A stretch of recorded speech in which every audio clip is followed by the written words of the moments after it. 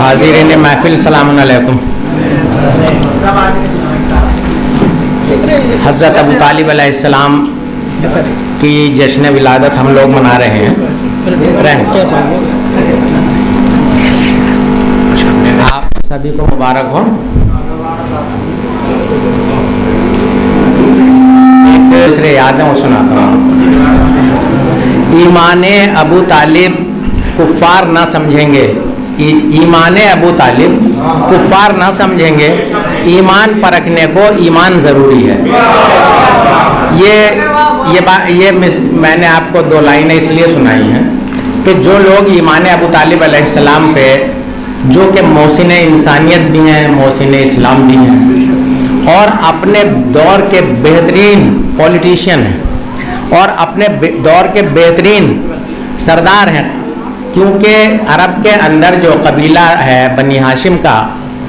उसका सरदार होना भी कोई मामूली बात नहीं है, क्योंकि उससे ज़्यादा पूरे अरब में कोई बाइज़्ज़त और बाहशम कबीला था ही नहीं। तो उनके ख़िलाफ़ जो साजिशें की बनी उमैया ने या बनी अब्बास ने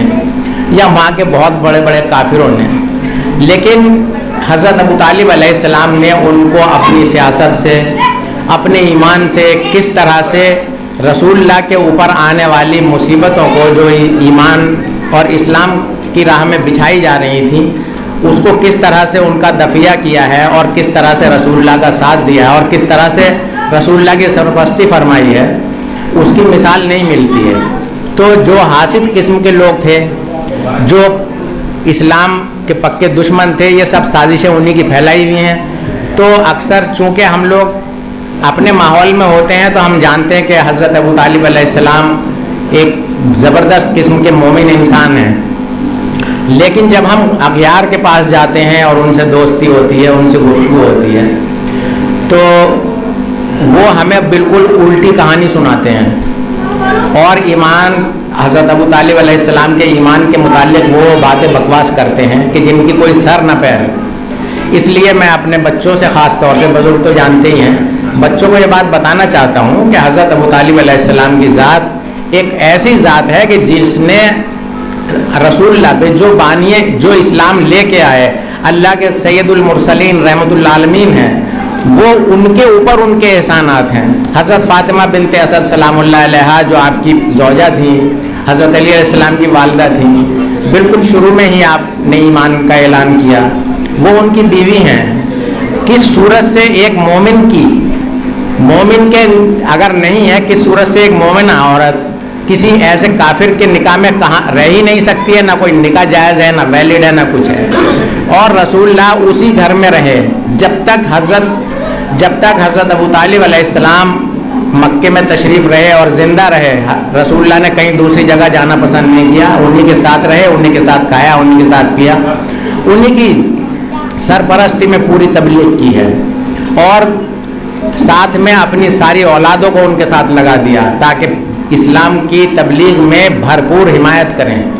और दुश्मनों से बिल्कुल मुचैटा लिया है, इस तरह से खुल्लम खुल्ला। तो ऐसे शख्स के लिए जो बकवास करते हैं दुश्मनाने अहले बैत, उनकी बात पे हमारे बच्चे बिल्कुल ध्यान नहीं दें, बल्कि ये समझें कि वो हमारे दादा तो हैं ही, ईमान के भी दादा हैं, कि जो ईमान दुनिया के अंदर फैला, ईमान की रोशनी आई, उसको उन्होंने परवरिश किया है। हम जब जाते हैं हज करने के लिए तो वहाँ पे जाते हैं, जन्नतुल मुअल्ला कब्रिस्तान है जिसमें हमारे जद्द आला की कब्र है, जो हमारे जद्द आला हज़रत अबू तालिब अलैहिस्सलाम है। तो उनकी कब्र आज भी हज़रत खदीजा सलामुल्लाह अलैहा, जो हमारी दादी, उनके बराबर में है और जन्नतुल मुअल्ला के उस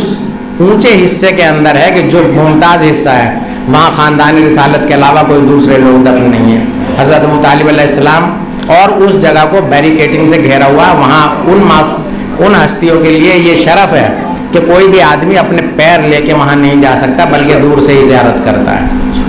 हाँ, ये उनका मर्तबा अल्लाह ने आज भी रखा है। तो इसलिए इस चीज़ को ध्यान करके चलें कि हज़रत अबू तालिब अलैहिस्सलाम हमारे दादा हैं, हमारे जद हैं